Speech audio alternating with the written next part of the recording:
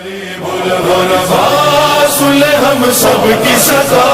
ہم کو روزے پہ بلا، اپنا زوال بنا، باقی چوکھٹ پہ تیری ہم گنہگار کریں، شکر کا سجدہ ادا۔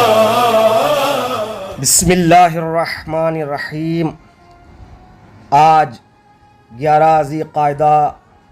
دنیائے اسلام کے 8ویں ہادی برحق امام معصوم حضرت امام علی رضا علیہ السلام کی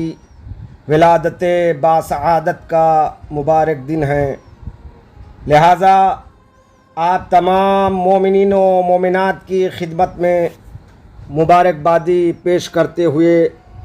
اس امام عالی مقام سے متعلق مختصر حالات زندگی بیان کرنا چاہتا ہوں۔ آپ کا اسم گرامی علی اور مشہور لقب رضا اور کنیت ابو الحسن ہے۔ آپ کے والد گرامی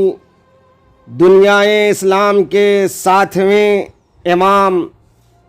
حضرت امام موسیٰ کاظم علیہ السلام، اور آپ کی والد گرامی کا نام نجمہ خاتون ہیں۔ تکتم اور خضران بھی بتایا گیا ہے۔ آپ کی ولادت پربرکت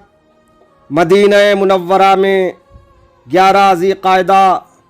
سن 148 ہجری یعنی 148 ہجری میں ہوئی۔ آپ کی حیات طیبہ بھی آپ کے آباء و اجداد کی حیات طیبہ کی طرح علم و حکمت، عصمت و امامت،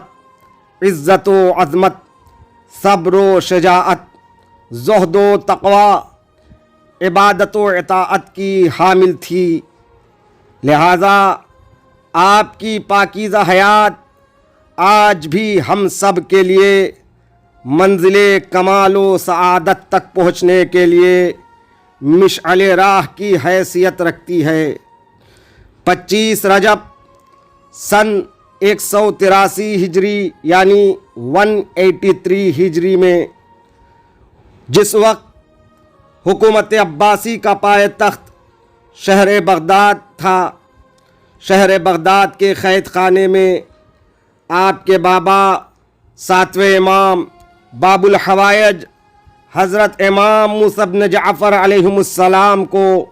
سندھی ابن شاہق نے وقت کا خلیفہ ہارون رشید کے حکم خاص سے زہر دے کر شہید کر دیا، تو اس وقت امام علی رضا علیہ السلام کی عمر مبارک 35 سال کی تھی۔ باپ کی شہادت کے بعد منصب امامت پر فائز ہو کر بغیر کسی خوف و ہراس کے آپ نے امت کی رہبری فرمائی۔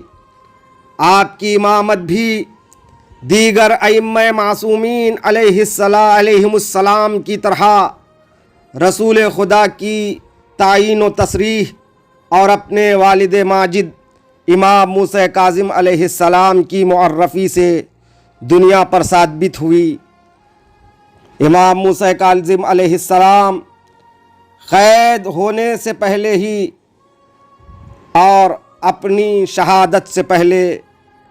یہ بتا دیا کہ میرے بعد 8ویں حجت اور امام برحق میرا بیٹا امام رضا ہے۔ اس طرح دنیا کو پہچنوا دیا تاکہ آپ کے بعد حق کے خواہاں اور پیروان راہ راست گمراہ نہ ہو سکے۔ خلیفہ عباسی ہارون رشید کے زمانے میں سیاسی حالات بالخصوص اہل بیت عصمت و طہارت اور ان کے چاہنے والوں کے لیے اس قدر تیرہ و تاریک تھے کہ امام علیہ السلام کے بہت ہی نزدیک اصحاب اس بات سے ڈر رہے تھے کہ امام علیہ السلام کی جرأت مندانہ رہبری ان کی زندگی کے لیے کہیں خطرہ نہ بن جائے۔ چنانچہ امام رضا علیہ السلام کے اصحاب خاص مدینے میں امام کی خدمت اقدس میں آ کر عرض کرتے ہیں، اے فرزند رسول، آپ نے اپنی امامت کا اعلان فرمایا ہے اور اپنی والد کی جگہ تشریف فرما ہو کر بے باک انداز میں دین کی خدمت میں منہمک ہو گئے، در حالی کہ ابھی بھی ہارون رشید کی تلوار سے خون ٹپک رہا ہے۔ امام علیہ السلام نے فرمایا، مجھے جس چیز کی جرأت عطا کی ہے، مجھے جس چیز نے جرأت عطا کی ہے، وہ میرے جد امجد پیغمبر اسلام حضرت محمد مصطفیٰ صلی اللہ علیہ وآلہ وسلم کا فرمان ہے، جو آپ نے فرمایا تھا، اگر ابو جہل میرا ایک بال بھی بیگا کر سکے تو تم سب گواہ رہنا کہ میں اللہ کا فرستادہ پیغمبر نہیں ہوں۔ اور میرا کہنا یہ ہے کہ اگر ہارون رشید میرا ایک بال بھی بیگا کر پائے تو تم سب گواہ رہنا میں امام برحق نہیں ہوں۔ چنانچہ ویسا ہی ہوا جیسا کہ امام رضا علیہ السلام نے فرمایا۔ ہارون کو وہ موقع ہی نہیں ملا کہ امام کے لیے خطرہ پیدا کر سکے۔ ایران کے مشرقی علاقے میں حکومت بنی عباس کے خلاف برپا ہنگاموں اور شورشوں کو دبانے اور کچلنے کے لیے ہارون اپنی فوج کو لے کر بغداد سے خراسان کی جانب چل پڑا۔ اسی سفر میں ہارون رشید بیمار پڑ گیا اور بالآخر سن 193 ہجری یعنی 193 ہجری میں خراسان کے شہر طوس میں واصل نار ہوا۔ ہارون کی ہلاکت کے بعد خلافت کے مسئلے کو لے کر ہارون کے دو فرزند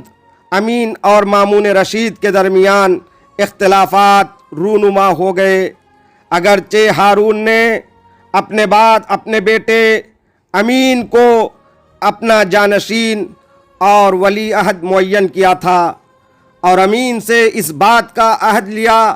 کہ وہ یعنی امین اپنے بعد مامون کو اپنا جانشین اور خلیفہ معین کرے گا، اور جب تک امین خلیفہ رہے گا اس وقت تک مامون صوبہ خراسان کا والی اور حاکم یعنی گورنر ہوگا۔ لیکن امین نے اپنے باپ ہارون کی ہلاکت کے بعد باپ کے عہد کو توڑتے ہوئے مامون کو اپنا جانشین بنانے کے بجائے اپنے بیٹے موسیٰ کو اپنا جانشین مقرر کیا۔ اس کے بعد امین اور مامون یعنی ہارون کے دونوں بیٹوں میں حکومت کو لے کر خونی جنگ چھڑ گئی، جس کے نتیجے میں امین اپنے باپ کے بعد 5 سال تک حکومت کرتا رہا، لیکن اس خونی جنگ میں قتل کر دیا گیا، اور اس کی جگہ مامون رشید مکمل طور سے خلیفہ بن گیا۔ جب خلافت کے لیے دونوں بھائیوں میں جنگ ہو رہی تھی اور دونوں ایک دوسرے سے برسر پیکار تھے، تو امام رضا نے اس فرصت سے استفادہ کیا اور بہت ہی اطمینان سے مدینے میں رہ کر لوگوں کی تربیت و ہدایت فرماتے رہے اور ان کو علم و حکمت کی تعلیم دیتے رہے۔ جس وقت مامون نے حکومت کی باغ ڈور سنبھالی اس وقت ملک کے حالات حساس تھے۔ بغداد جو بنی عباس کا دارالخلافہ یعنی پائے تخت تھا، اور جہاں سے امین کی بھی حکومت چل رہی تھی، لہٰذا بغداد کے لوگ خاص طور سے بنی عباس امین کے طرفدار اور وفادار تھے۔ وہ مامون کو امین کے قاتل ہونے کی وجہ سے اور دیگر وجوہات کی بنا پر پسند نہیں کرتے تھے، لہٰذا مامون نے بڑی ہی مکاری اور چالاکی سے حکومت بنی عباس کے دارالخلافہ کو بغداد سے خراسان کی جانب منتقل کرتا ہے۔ ایران اور خراسان کے لوگ اہل بیت کے چاہنے والے تھے، تو دوسری طرف مامون کو یہ خطرہ تھا کہ مدینے سے دور خراسان میں کہیں بنی عباس کی حکومت کے مخالفین مدینے میں جمع ہو کر امام رضا علیہ السلام کے ہاتھ پر بیعت کر کے مامون کا تختہ نہ الٹ دے۔ مامون بہت ہی چالاک اور مکار تھا، اس کو اس بات کی فکر تھی کہ کس طرح اپنی حکومت کو مستحکم کرے۔ اس کے مکار ذہن میں یہ بات آئی کہ اگر امام رضا علیہ السلام کو مدینے سے خراسان بلا کر اپنا جانشین اور ولی عہد بنا دیں تو مدینے سے خطرہ بھی ٹل جائے گا اور ایران کے لوگ بھی خوش ہو جائیں گے۔ اور اسی طرح مختلف جگہوں پر عراق اور حجاز میں علویوں نے حکومت بنی عباس کے خلاف قیام کیا، وہ بھی مطمئن ہو جائیں گے۔ یہ بات صاف اور روشن ہے کہ امام رضا علیہ السلام کو مامون کی جانب سے خلافت یا ولی عہدی سپرد کرنا یہ مامون رشید کی سیاسی چال تھی، جبکہ امام رضا علیہ السلام سن میں بھی مامون سے چھوٹے بڑے تھے۔ اور یہ بات بھی قابل ملاحظہ ہے، جو شخص حکومت کے حصول کے لیے اپنے بھائی کو قتل کر دے اور خود اپنی شخصی زندگی میں ہر قسم کے فسق و فجور کا خوگر ہو، وہ مامون ایک بیک اتنا اچھا انسان کیسے بن سکتا ہے کہ وہ امام کو اپنا ولی عہد بنا دے؟ یہ ناممکن ہے۔ اس کے علاوہ بہت سی تاریخی شواہد موجود ہیں جس سے بات روشن ہے کہ مامون کا امام رضا علیہ السلام کو جانشینی کی پیشکش صرف اور صرف سیاسی اغراض و مقاصد کے لیے تھا۔ مامون کی ظاہرداری میں اتنا اثر تھا کہ بعض شیعہ حضرات بھی جو سادہ لوح تھے اس کے دام فریب کے شکار ہو جاتے تھے۔ چنانچہ مامون نے اپنے مخصوص فرستادہ کو بھیج کر، کچھ لوگوں کو ساتھ بھیج کر امام کو جبراً مدینے سے خراسان بلایا۔ اگرچہ امام مدینہ چھوڑنے کے لیے تیار نہیں تھے، مگر جب مامون کی جانب سے امام پر دباؤ بڑھا تو امام مدینہ چھوڑنے پر مجبور ہو گئے۔ چنانچہ جب امام علیہ السلام مدینے سے نکل رہے تھے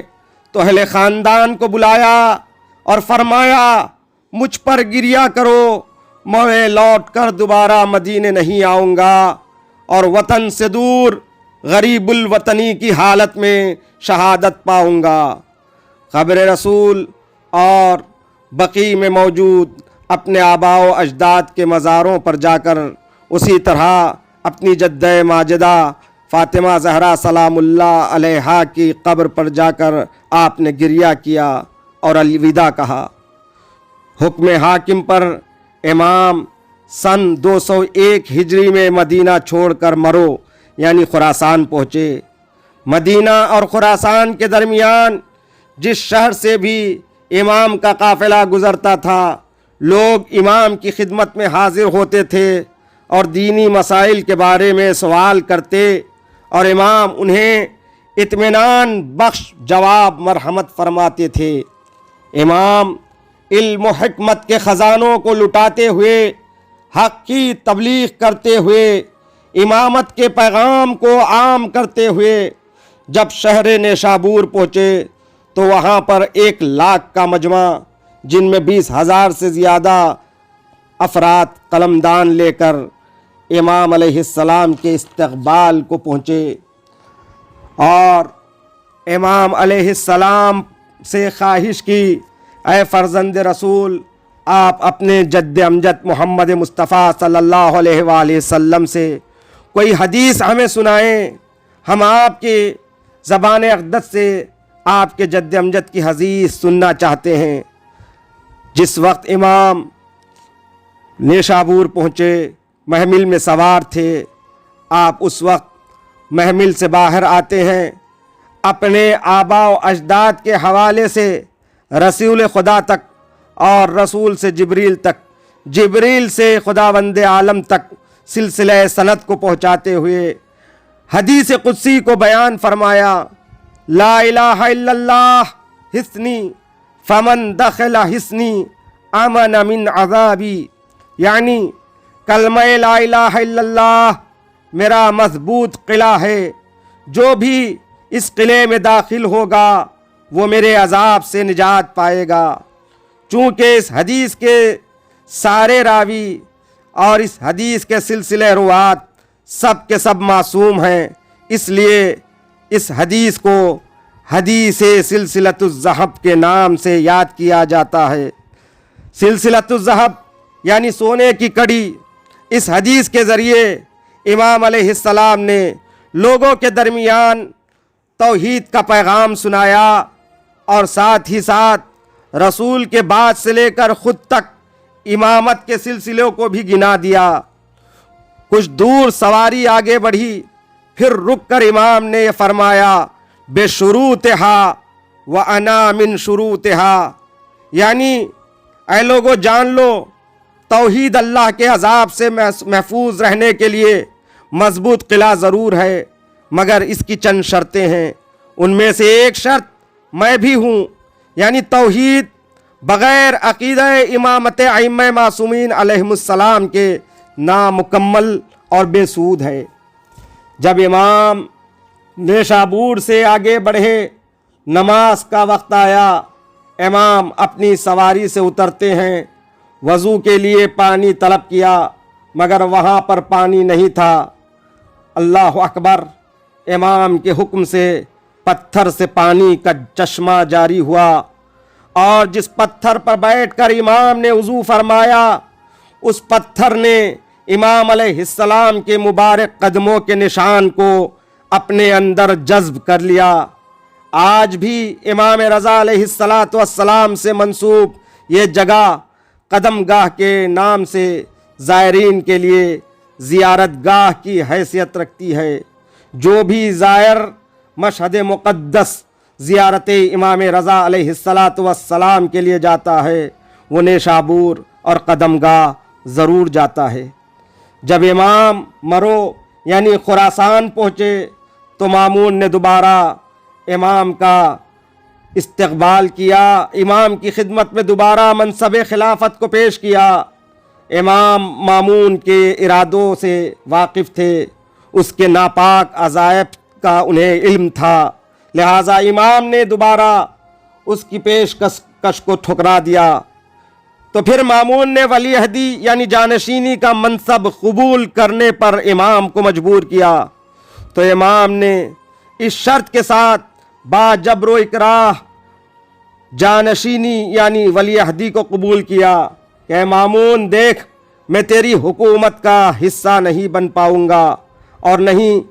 کسی بات کا حکم دوں گا، اور نہ کسی چیز سے تیری حکومت میں منع کروں گا، بس اتنا جان لے کہ نہ کسی کو عزل کروں گا